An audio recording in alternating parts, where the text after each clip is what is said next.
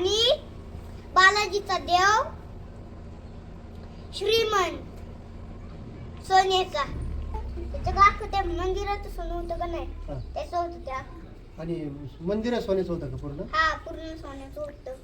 कुठं कुठं सोनं लावलं होतं असं मंदिराला? कुठं सोनं? असं आतमधून ए पाहते कसं आणि पत्र्याला सोन आणि त्याला काचा मोठ्या लावलेलं नुसतं सोन्याचं. एवढं सोनं ते बालकामने आणलेलं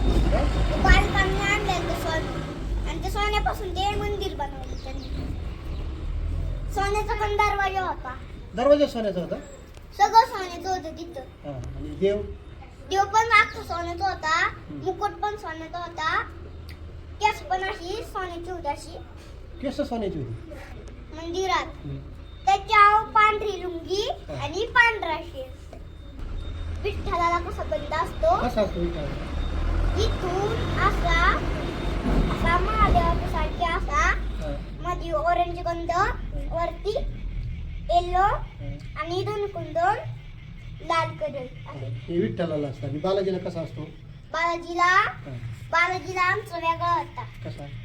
लाल लावलेलं इथून असं खंडोबावानी पांढरं केलं. असं इथून असं खंडोबावानी पांढरं आणि लाल टिक्का असं.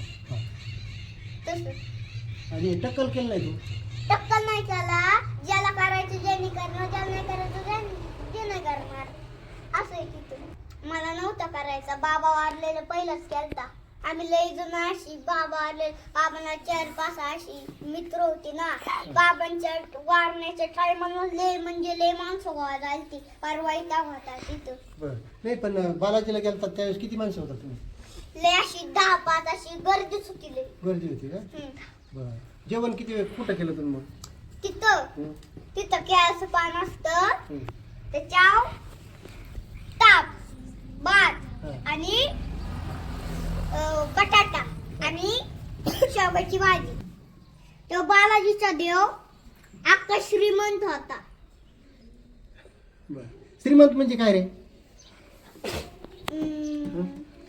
श्रीमंत म्हणजे चांगली लोक आणि पैशावाली लोक. आम्ही रूमा घेतलेल्या. रूमांमध्ये ते एसी होता. थंड हवानी ना लय भारी रूम होती तिथं. हो का? एसी होती? एसी होता. हा कृष्णराज इयत्ता पहिलीमध्ये आजच पहिल्यांदा आलाय. तो बालाजीला गेला होता आणि त्याने बालाजीचं वर्णन त्याच्या भाषेमध्ये त्याच्या शब्दात त्याने सांगितलं. आणि पहिल्याच दिवशी त्याने अतिशय चांगल्या प्रकारचा बोलला. त्याबद्दल त्याचं सगळेजण टाळ्या वाजवून स्वागत अभिनंदन करा.